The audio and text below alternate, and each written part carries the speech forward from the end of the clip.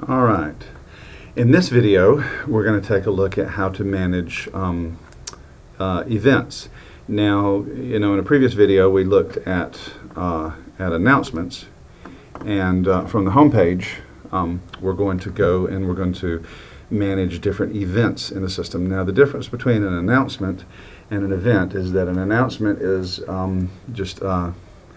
want to get some word out about something.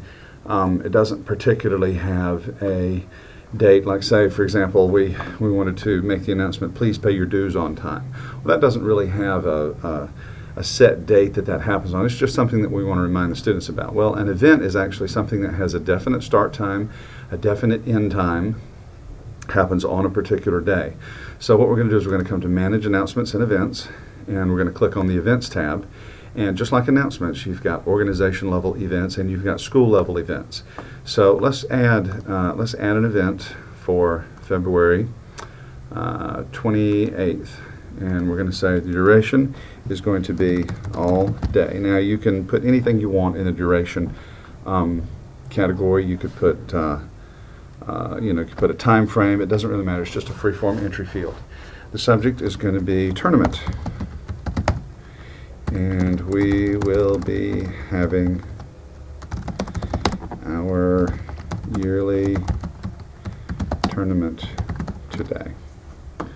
All right, so we'll save that off, and that is an event for the entire organization. Well, you can also have school events, and we'll say the event date will go ahead and move into March, and we'll say March 13th from 5 o'clock p.m. to 9 o'clock p.m. is this, there we go, 5 to 9. We're going to say this is going to be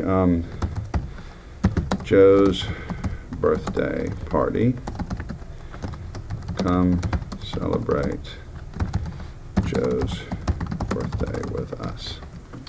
All right, so now we have an actual school. Now, something like Joe's birthday party, we may not want to have that shared with the entire organization because Joe's a member of a particular school, and so we wanted to keep it just kind of locally.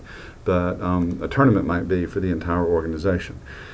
So we've got these events, and of course that will show up whenever anyone logs in.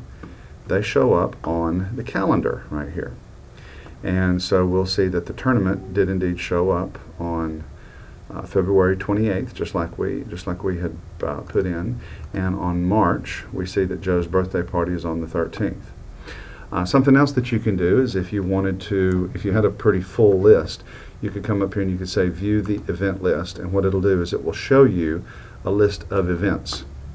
Now, this list of events will only show you future events, whereas the calendar, when you go back to the calendar will show you any event that happened to be on the calendar at any point.